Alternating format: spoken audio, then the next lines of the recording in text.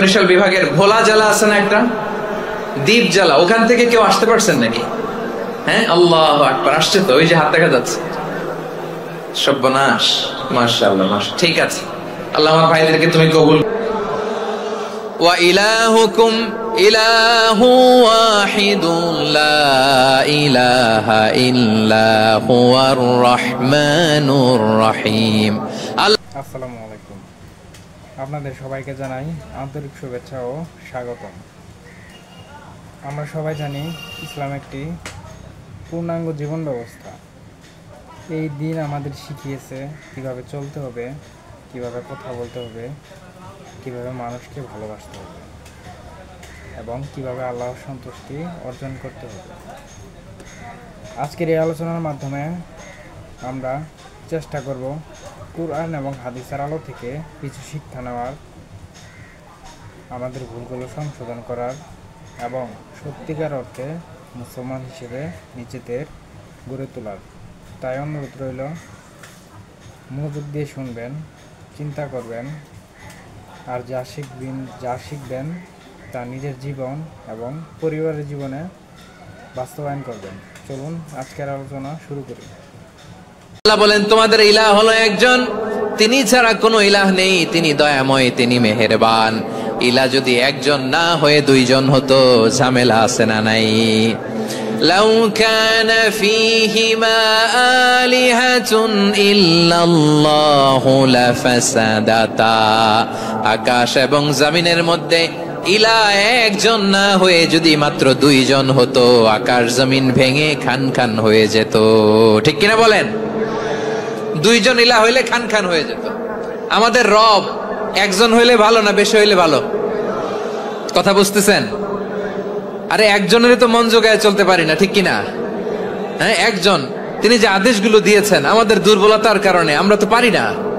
যদি 10 জন হইতো, ওই 10 জনের হ্যাপি করতে পারতাম, তাদেরকে স্যাটিসফাই করা যেত এত সহজে। 10 জনের 10 নিয়ম থাকতো। একজন বলতো আমার সেজদা দিবি সকালে, আরেকজন বলবে আমার জন্য নামাজ পড়বি 3 বার, আরেকজন বলবে আমার জন্য যাকাত দিবি এতবার, আরেকজন বলতো আমার জন্য কুরবানি দিবা এতবার। তাহলে আমাদের জন্য কঠিন হয়ে যেত, ঠিক কিনা? যদি ইলাহ একজন না হয়ে একাধিক হতো, একজন বলতো না আমি মহাবিশ্ব এভাবে চালাবো, আরেকজন বলতো না আমার মন চায় এভাবে, আমি এভাবে চালাবো, একজন বলতো সূর্য আমি পূর্ব দিকে উঠাবো, আরেকজন বলতো না আমি দক্ষিণ দিকে উঠাবো, আরেকজন বলবে না আমি উত্তর দিকে উঠাবো। এরকম আছে না নাই? ঝামেলা লেগে যেত। এজন্য বেশি রব হইলে আমাদের জন্য ঝামেলা, খোদা বেশি হইলে আমাদের লস। একজন হওয়াতে আমরা বেঁচে গেছি। বারোয়াখালীবাসী আওয়াজ করে না, কথা বলে না। রব খোদা একজন হওয়াতে আমাদের সুবিধা হয়েছে না? এজন্য আল্লাহ বলেন লা ইলাহা ইল্লাহু, তিনি ছাড়া তোমাদের কোনো ইলাহ নাই, তিনি একজন। লা ইলাহা ইল্লাহু আলিমুল গায়বি ওয়াশ শাহাদা, তিনি প্রকাশ্যের মালিক, অপ্রকাশ্যের মালিক। তিনি যেটা ওপেন এটাও জানেন, যেটা গোপন সিক্রেট ওইটাও জানেন।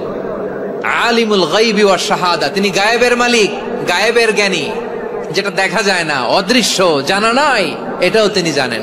এগুলো জানতে তার কোনো মাধ্যমের প্রয়োজন হয় না। অতীতে কি হয়েছে, বর্তমানে কি চলছে, ভবিষ্যতে কি হবে, সব তার জ্ঞানের ভেতরে আছে না নাই? এজন্য আল্লাহ বললেন আলিমুল গায়বি ওয়াশ শাহাদা, তিনি গায়েবের জ্ঞান রাখেন, তিনি দৃশ্য জগতের জ্ঞান রাখেন, তিনি প্রকাশ্য জগতের জ্ঞান রাখেন, তিনি গোপন জগতের জ্ঞান রাখেন। তার কাছে কোনো কিছু গোপন নাই, ঠিক কিনা বলেন? হুয়ার রহমানুর রহিম, তিনি হলেন দয়াময়, তিনি হলেন মেহেরবান। এই যে শুরু হলো 14 নামের প্রথম দুইটা, আর রহমান আর রহিম। হুয়ার রহমানুর রহিম, তিনি হলেন the most gracious, the most merciful, তিনি দয়াময়, তিনি অতিশয় মেহেরবান। সুবহানাল্লাহ বলেন। তার দয়ার কোনো শেষ নাই, তার মায়ার কোনো শেষ নাই। আল্লাহ, তাহলে 14টা নামের মধ্যে কয়টা পাইলাম? একটা কি? আর রহমান। বারোয়াখালীবাসী বুঝে থাকলে আওয়াজ করে বলেন, প্রথমটা কি? 2 নাম্বার আর রহিম। আওয়াজ করে বলেন 2 নাম্বার। আওয়াজ করে সবাই গলা ছেড়ে দিয়ে উত্তর দেন তো, প্রথম নামটা কি? দ্বিতীয় নামটা আর রহিম। রহমান আল্লাহর one of the major names, আল্লাহর মৌলিক নামগুলোর মধ্যে গুরুত্বপূর্ণ একটা নাম হচ্ছে রহমান। গুরুত্বপূর্ণ নাম কি? রহমান, দয়ার সাগর, মায়ার সাগর। রহমানুন ফিদ দুনিয়া ওয়া রহিমুন ফিল আখিরা। এই দুনিয়ার জন্য আল্লাহ রহমান, দুনিয়াতে আল্লাহ সবাইরে দয়া করে, কাফিররেও করে, মুসলিমরেও করে। আর আখিরাতের জন্য তিনি রহিম, সেখানে কাফির মুশরিকদের জন্য আল্লাহর পক্ষ থেকে কোনো দয়া থাকবে না। চিল্লায় বলেন ঠিক কি না? এজন্য আল্লাহ বললেন আমার মৌলিক একটা নাম হলো রহমান। আল্লাহর পরে অন্য কোন নাম দিয়ে যদি তোমরা আমার নাম প্রকাশ করতে চাও, জপতে চাও, ডাকতে চাও, তোমরা রহমান নামে ডাকো। রব্বুল আলামিন ইরশাদ করেন কুলিদুল্লাহ আও ইদউর রহমান আইয়াম্মা তাদউ ফালাহুল আসমাউল হুসনা। আমাকে আল্লাহ নামে ডাকো কিংবা আমি আল্লাহকে রহমান নামে ডাকো, যে নামেই ডাকো না কেন আমার আছে অনেকগুলো সুন্দর সুন্দর নাম। যে নামেই ডাকো আমি শুনি, ডাকলেই আমি সাড়া দেই। সকালে ডাকলেও সাড়া দেই, দুপুরে ডাকলেও সাড়া দেই, মাঝরাতেও যদি আমরা বিপদে পড়ি ডাকলে আমাদের ডাকে সাড়া দেয় কে? সবাই বলুন তো, সাড়া দেয় কে? আবার বিশ্বনবী যখন মক্কায় দাওয়াত দিচ্ছিলেন তিনি মাঝে মাঝে আল্লাহর নাম বলছিলেন, মাঝে মাঝে তিনি রহমান নাম বলছিলেন। যখন তিনি বললেন ওয়াইদা কিলা লাহুমুসজুদু লিররহমানি ক্বালু ওয়ামার রহমান। বিশ্বনবী মক্কায় যখন মক্কার কাফিরদেরকে, কুরাইশদেরকে বলল তোমরা রহমানকে সিজদা দাও, রহমানের ইবাদত করো, রহমানের জন্য সিজদায় লুটিয়ে পড়ো। মক্কাবাসী বলে রহমান আবার কে? রহমান রে তো চিনি না। রহমানকে আল্লাহ চিনি, রহমান চিনি না। মক্কাবাসী কি বলে? কারে চিনে? আল্লাহরে চিনে। কারে চিনে না? রহমান কে তো চিনি না। রহমান আবার কোত্থেকে আসলো? কে Rahman? Who is this Rahman? যখন তারা বলে রহমান রে চিনি না, আল্লাহর গায়রতে আঘাত লেগেছে। আল্লাহ বলে রহমান রে চিনো না? না, তাদেরকে চিনানোর জন্য আল্লাহ ৭৮ আয়াত বিশিষ্ট আর রহমান নামে কোরআনে একটা সূরা নাজিল করেছেন। যখন মক্কার কুরাইশরা বলে আল্লাহ চিনি, রহমান চিনি না, আল্লাহ বলে রহমান রে চিনো না, তাহলে চিনে না ও রহমান নামে তিনি ৭৮ আয়াত বিশিষ্ট কালামুল্লাহ মাজিদে একটা গোটা সূরাই নাজিল করে দিয়েছেন। তিনি নাজিল করলেন আর রহমানু আল্লামাল কুরআনা খালাকাল ইনসানা আল্লামাহুল বায়ান। দয়াময় রহমান শেখালেন কোরআন, বানালেন ইনসান, শেখালেন বায়ান। দয়াময় রহমান শেখালেন কোরআন, বানালেন ইনসান, শেখালেন বায়ান।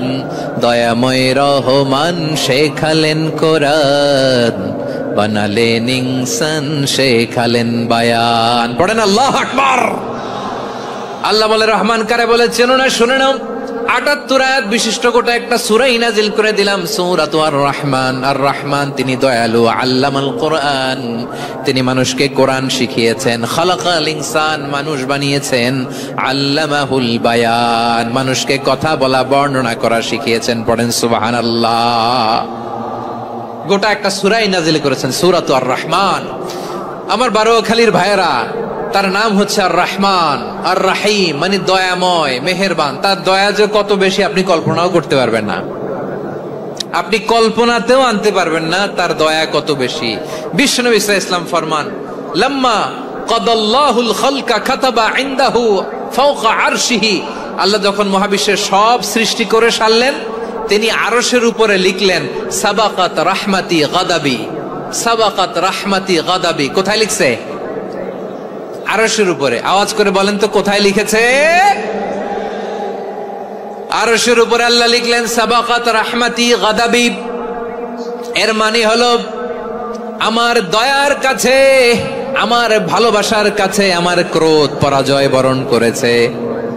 আমার দয়ার কাছে আমার রাগ কিংবা ক্রোধ পরাজয় বরণ করেছে। মানে আমি আল্লাহর দয়া আছে, আবার আমি আল্লাহর ক্রোধ বা রাগ আছে, কিন্তু আমি আল্লাহর রাগের চেয়ে দয়া বেশি। আওয়াজ করে বলেন আল্লাহর রাগ বেশি না দয়া বেশি? আল্লাহর যদি রাগ থাকতো আমরা বাঁচতে পারতাম? যে পরিমাণে আকাম কুকাম আমরা করি, অপকর্ম করি, অন্যায় করি, জুলুম করে জুলুমের আড্ডাখানা বানিয়ে রেখেছি গোটা দুনিয়াকে, আল্লাহ যদি মুহূর্তে মুহূর্তে রেগে যেতেন আমরা বাঁচতে পারতাম? মহাবিশ্ব সৃষ্টির পরেই তিনি আরশের উপরে লিখেছেন সাবাকাত রাহমাতি গাদাবি, মানে আমি আমার দয়ার কাছে আমি আল্লাহর ক্রোধ, রাগ, ক্ষোভ এটা পরাজিত হয়েছে। সুবহানাল্লাহ বলেন। আবার বিষ্ণু বললেন জাআলাল্লাহুর রাহমাতা মিয়াতা জুজ, আল্লাহ দয়ার ভালোবাসাকে 100 টুকরা করলেন। 99 টুকরা দয়া মায়া ভালোবাসা আল্লাহ নিজের কাছে রেখে দিলেন, আর 1 টুকরা দয়া মায়া ভালোবাসা আল্লাহ গোটা বিশ্বের সবার মাঝে ঢেলে দিলেন। দয়া মায়া ভালোবাসা 100 টুকরা করে আল্লাহ নিজের কাছে রাখছেন কয় টুকরা? সবাই বলেন 99 টুকরা। আর গোটা বিশ্বের সবার মাঝে ভাগ করে দিয়েছেন কয় টুকরা? এবার এই 1 টুকরার নমুনা দেখেন তো পৃথিবীতে। স্বামী স্ত্রীর জন্য কত ভালোবাসা, বন্ধু বন্ধুর জন্য কত ভালোবাসা, গার্লফ্রেন্ড বয়ফ্রেন্ডের জন্য গলায় ফাঁস লাগে, আছে না নাই? এই এখন গলার আওয়াজ বাড়ছে ইয়াংদের। হুজুর এখন গার্লফ্রেন্ড বয়ফ্রেন্ডের ভিতরে ঢুকছে, এখন আমরা আছি হুজুর। জেগে উঠছে বারুয়াখালী। দেখেন এই তো কয়েকদিন আগেই তো, কত বছরের 12 না কত বছরের এক মেয়ে, কত বছর? 11। ওই দেখেন সব মুখস্থ দুষ্টগুলার, আর কিছু মুখস্থ না থাকলে এগুলো মুখস্থ। 11 বছরের, তারে কি বলবো, তরুণীও তো না, কিশোরী। এই কিশোরী ভালোবাসার টানে বাপ মা থুইয়া চলে গেছে কোথায়? দেখেন ভালোবাসারে আল্লাহ 100 টুকরা করেছেন, 99 টুকরা ভালোবাসা আল্লাহ নিজের জন্য রেখেছেন, 1 টুকরা আমাদের সবাইকে ভাগ করে দিয়েছেন। যত পাখি আছে পৃথিবীতে, যত মাছ আছে, যত প্রাণী আছে, যত মানুষ আছে, যত জিন আছে, আমরা সবাই মিলে পেয়েছি ভালোবাসার কয় টুকরা? আর আরশে আজিমের অধিপতি আল্লাহ, তিনি তার কাছে ভালোবাসা রেখে দিয়েছেন কয় টুকরা? তাহলে এবার আওয়াজ করে বলেন আল্লাহর রাগ বেশি নাকি দয়া বেশি? আল্লাহ তুমি দয়ার সাগর রহমানুর রহিম, তোমার দয়ায় পূর্ণ আমার সারা নিশিদিন। সবাই পড়েন আল্লাহ তুমি দয়ার সাগর রহমানুর রহিম, তোমার দয়ায় পূর্ণ আমার সারা নিশিদিন। আল্লাহু আকবার। আল্লাহ বলেন রাহমাতি ওয়াসিআত কুল্লা শাই, গোটা বিশ্বের সব জায়গা আমি আল্লাহর রহমত বিস্তৃত, এমন কোন জায়গা নাই যেখানে আমি আল্লাহর রহমত নাই। ঠিক কিনা বলেন? এমন কোন জায়গা নাই আমি আল্লাহর রহমত নাই। আমি আল্লাহর রহমত ছাড়া গাছের একটা পাতা নড়ে না, আমি আল্লাহর দয়ার রহমত ছাড়া গাছের একটা পাতা পড়ে না, আমি আল্লাহর দয়ার রহমত ছাড়া আকাশ থেকে 1 ফোঁটা বৃষ্টি ঝরে না। তিনি হলেন রহমান, তিনি হলেন রাহিম। ঠিক কিনা বলে? আল্লাহরে চিনতেছেন? আলোচনার বিষয় কি? আসুন আমাদের রবকে চিনি।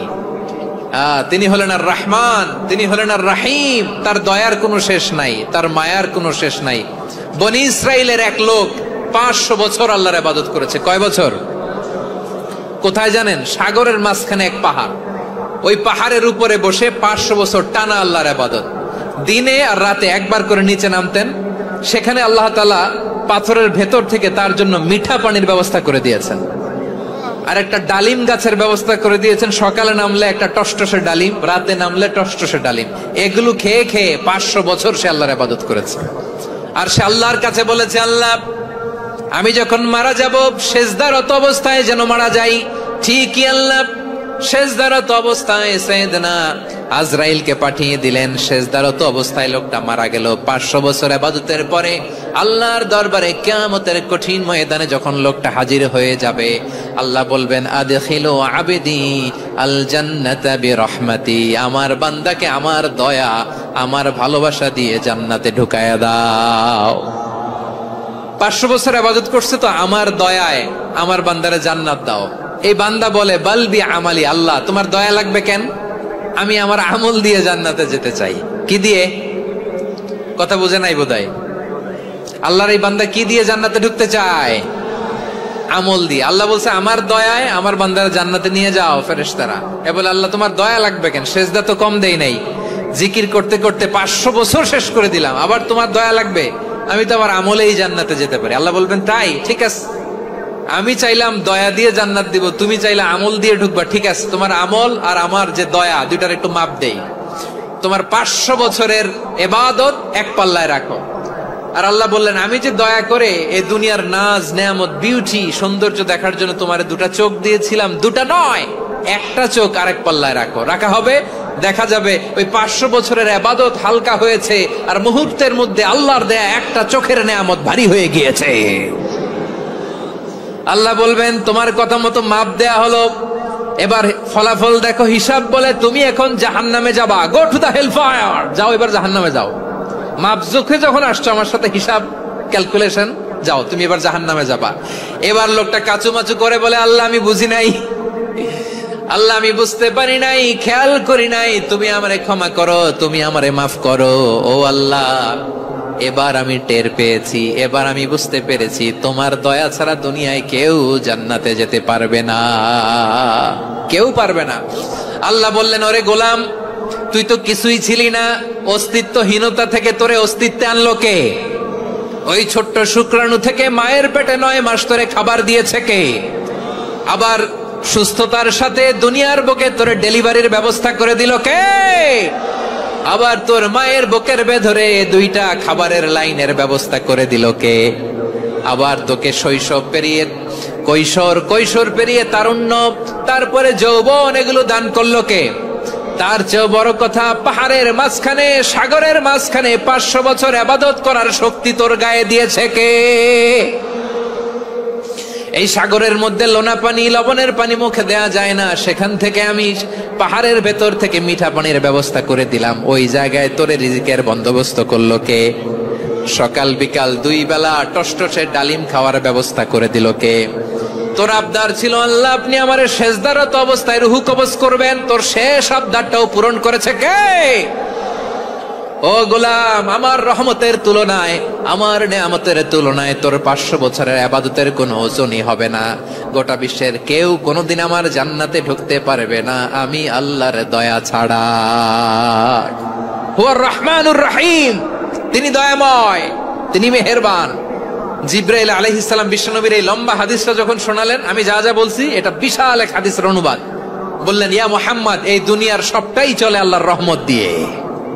হাদিসের শেষ কথা, সব চলে আল্লাহর কি দিয়ে?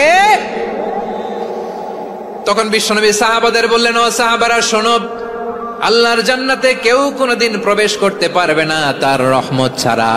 সাহাবারা বললেন ইয়া রাসূলুল্লাহ আপনিও না, আপনিও কি আল্লাহর রহমত ছাড়া প্রবেশ করতে পারবেন না? বিশ্বনবী বললেন না আমিও না, আমি বিশ্বনবীও আল্লাহর জান্নাতে আল্লাহর রহমত ছাড়া ঢুকতে পারবে না, তবে কিয়ামতের দিন আল্লাহর রহমত আমার চারদিকে বেষ্টনী দিয়ে থাকবে। আল্লাহ নিজের পরিচয় দিয়ে বললেন আলিমুল গায়বি ওয়াশ শাহাদাতি হুয়ার রহমানুর রহিম, আমি হলাম রহমান, আমি রহিম। আল্লাহরে চিনছেন? ও বারোখালীর ভাইয়েরা, আপনার রবকে চিনতে পারতেছেন? তিনি দয়ার সাগর, তিনি মায়ার সাগর। তার দয়ার সাগর যে কত বড় আপনার কল্পনাতেও নাই। এজন্য আপনার পাপ যত বড় হোক, অন্যায় যত বড় হোক, অপরাধ যত বড় হোক, আপনার জুলুম যত বড় হোক, আল্লাহর রহমান নামের দরিয়া তার চাইতেও বড়। আল্লাহ বললেন কুলিয়া ইবাদিয়াল্লাযীনা আসরাফু আলা আনফুসিহিম লা তাকনাতু মির রাহমাতিল্লাহ ইন্নাল্লাহা ইয়াগফিরুয যুনুবা জামিআ ইন্নাহু হুয়াল গফুরুর রহিম। ও আমার গুনাহগার বান্দারা শোনো, জুলুম করেছো, ভুল করেছো, অন্যায় করেছো, আল্লাহর রহমত থেকে নিরাশ হয়ো না। আমরা বিশ্বাসীরা কঠিন কালেও আল্লাহর রহমত থেকে নিরাশ হব না, ঠিক কিনা বলেন? আল্লাহর রহমত থেকে নিরাশ হবেন? ভুল করে ফেলছেন, আরে ভুল তো সবাই করে, পাপ হইছে, আরে পাপ তো সবার আছে, আপনারা সবাই পাপী, সবাই পাপী। যত পাপ হোক, ভুল হোক, অন্যায় হোক, অনুতপ্ত হয়ে তওবা করে ওযু করে জায়নামাজটা বিছিয়ে সেজদা দিয়ে চোখের পানি ছাড়েন, চোখের বেয়ে পড়া পানি আল্লাহর কাছে যে কত প্রিয়। অনুতপ্ত বান্দার চোখের পানির ফোঁটা তার চোখ বেয়ে নাকের ডগা বেয়ে জমিনে ড্রপ করার আগেই আল্লাহর ওই বান্দার সব গুনাহ মাফ করে দেয়। আল্লাহ বললেন আমি রহমানুর রহিম, আমি দয়াময়, আমি মেহেরবান। এরপর আল্লাহ বললেন হুয়াল্লাহুল্লাযী লা ইলাহা ইল্লা হুয়াল মালিকুল কুদ্দুস। বরগুনা জেলা থেকে কেউ এসেছেন আজকের প্রোগ্রামে? ইয়া সালাম, মাশাআল্লাহ মাশাআল্লাহ, ওয়েলকাম ওয়েলকাম। ঠিক আছে, পিরোজপুর জেলার কেউ এসেছেন? পিরোজপুর জেলা থেকে মাশাআল্লাহ অনেক ভাইরা এসেছেন। ঝালকাঠি, মাশাআল্লাহ ঝালকাঠির অনেক আসছে। তারপর বরিশাল জেলা থেকে কারা কারা এসেছেন? বরিশাল, মাশাআল্লাহ তাবারাকাল্লাহ। এবার পটুয়াখালী জেলার কারা কারা দেখি? মাশাআল্লাহ মাশাআল্লাহ মাশাআল্লাহ। আল্লাহ তুমি কবুল করো, আল্লাহ তুমি কবুল করো।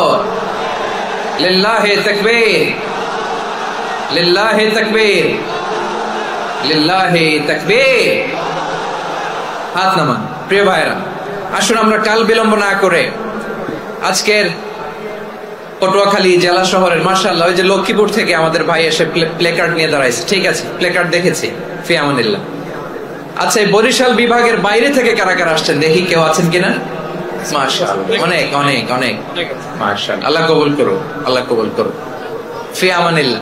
চাঁদপুর, ঠিক আছে ঠিক আছে, হ্যাঁ ইলিশের বাড়ি চাঁদপুর, ঠিক আছে মাশাআল্লাহ।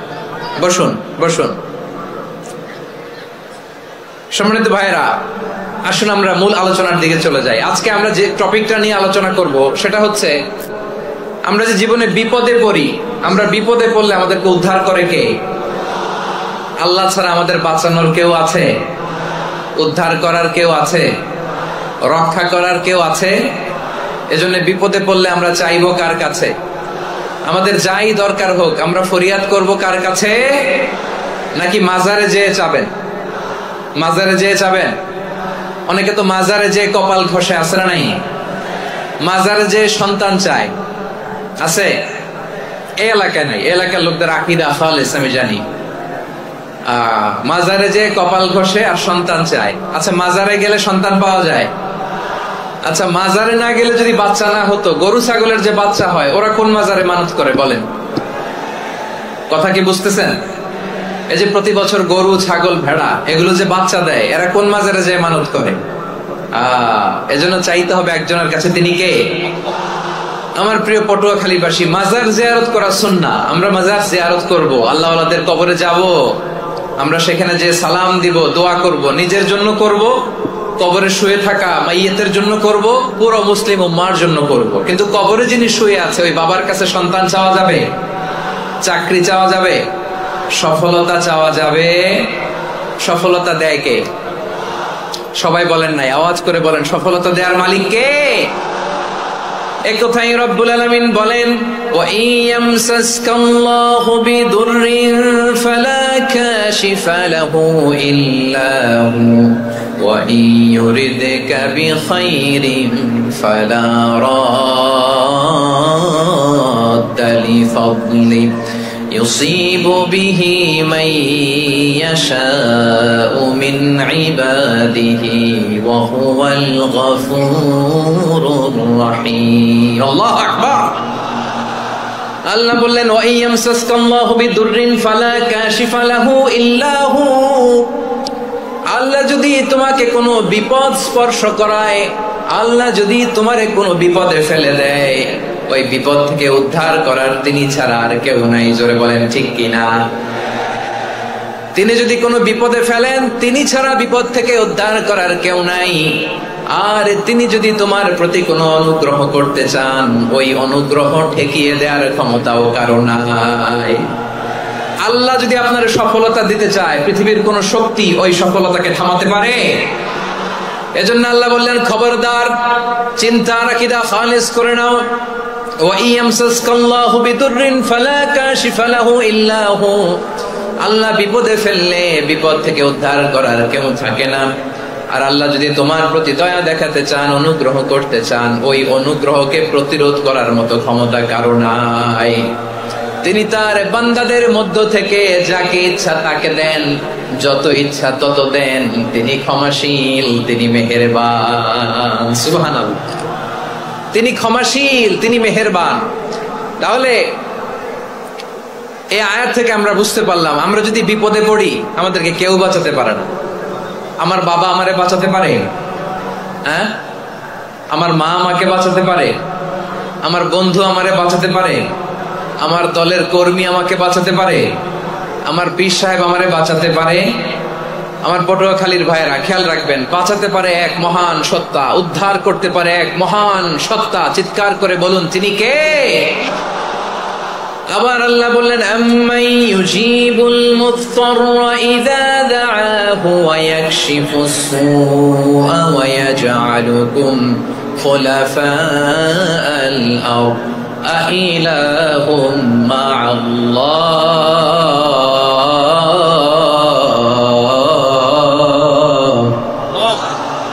ক্বালিলাম মা তাযাক্কারুন। রব্বুল আলামিন বলেন, বিপদে পড়ে কাতর কণ্ঠে চিন্তাগ্রস্ত হয়ে যখন কেউ ফরিয়াদি হয়ে আল্লাহর ডাকে হাত তোলে, তখন এই ব্যক্তির ডাকে সাড়া দেয় কে?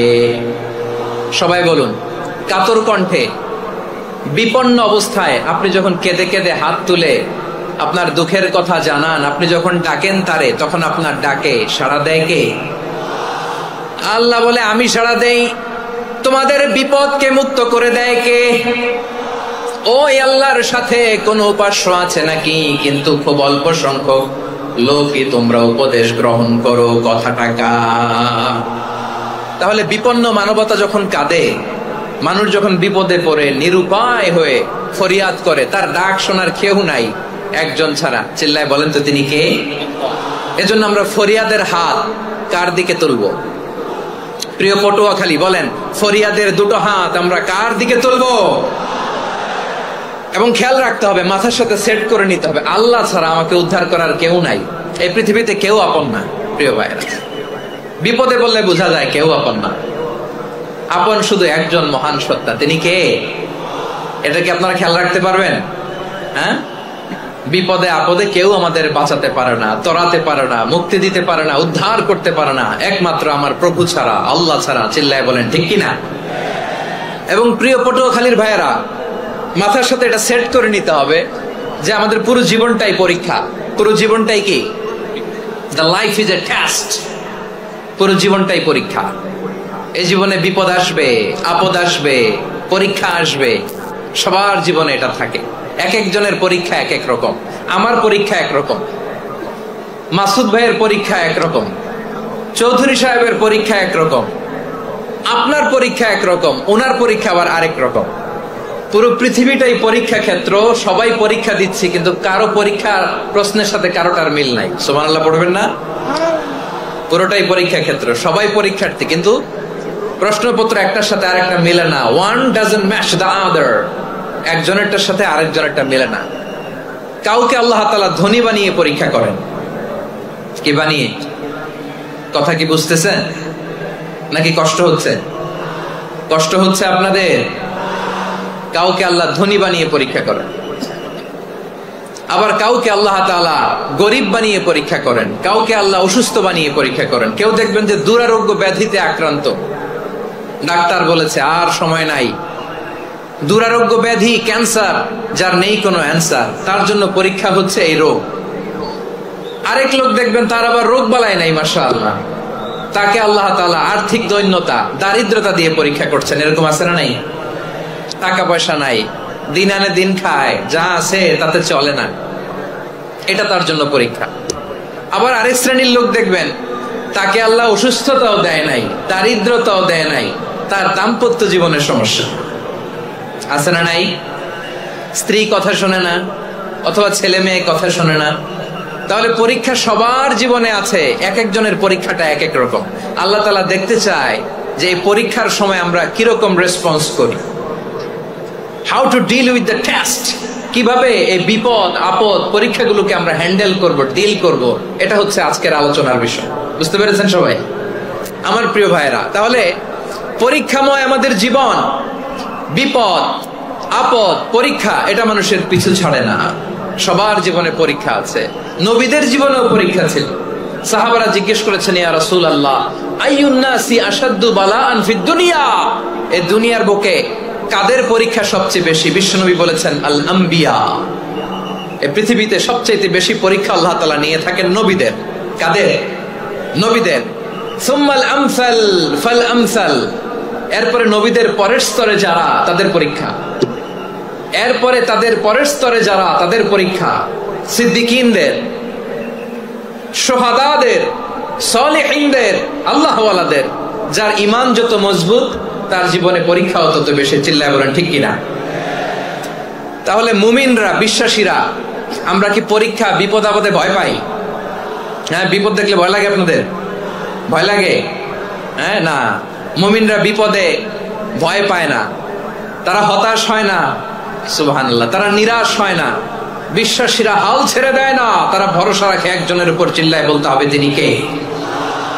কারণ মুমিন জানে the grief isn't permanent, the test isn't permanent, the struggle in our life isn't permanent. আমাদের জীবনের দুঃখ, কষ্ট, স্ট্রাগল এগুলো পার্মানেন্ট নয়। After every difficulties there is an ease. সব কষ্টের পরেই একটা সুখ আছে না নাই?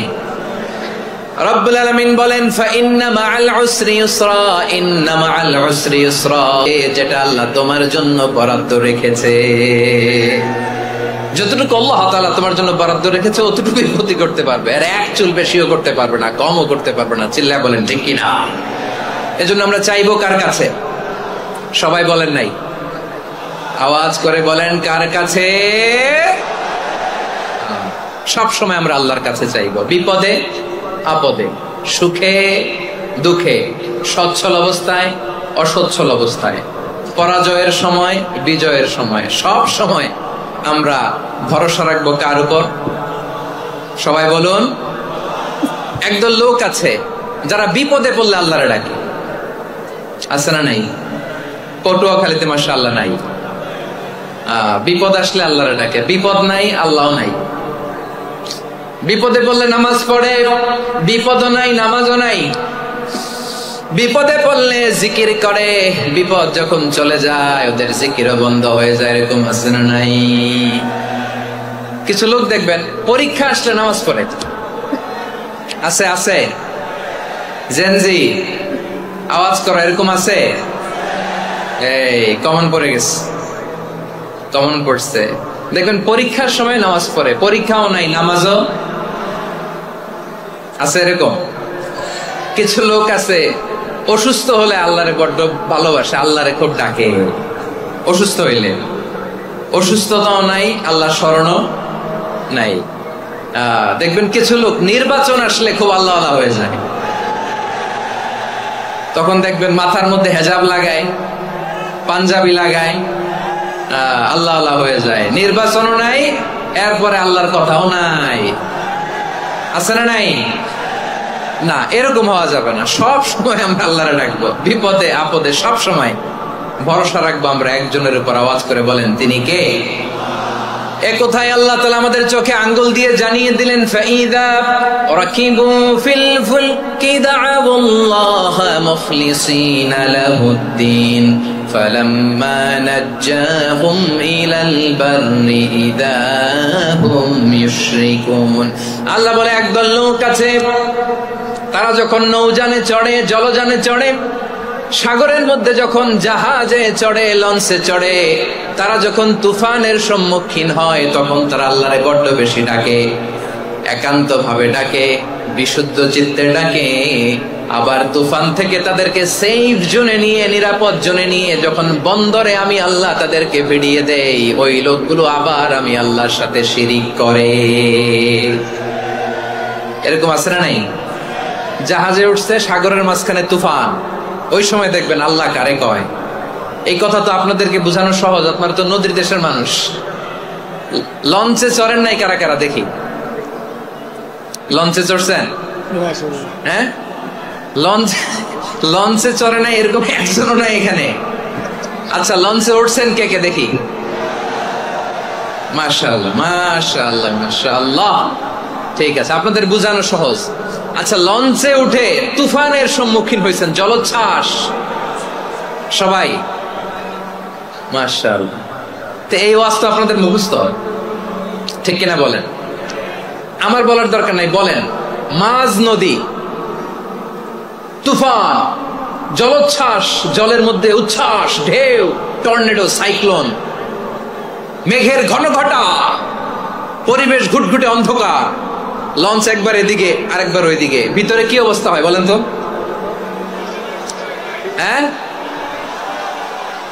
তখন মুসলিম আল্লাহর ডাকে, হিন্দু আল্লাহর ডাকে, ঠিক কিনা বলেন? আস্তিক আল্লাহর ডাকে, নাস্তিক আল্লাহর ডাকে, ঠিক কিনা?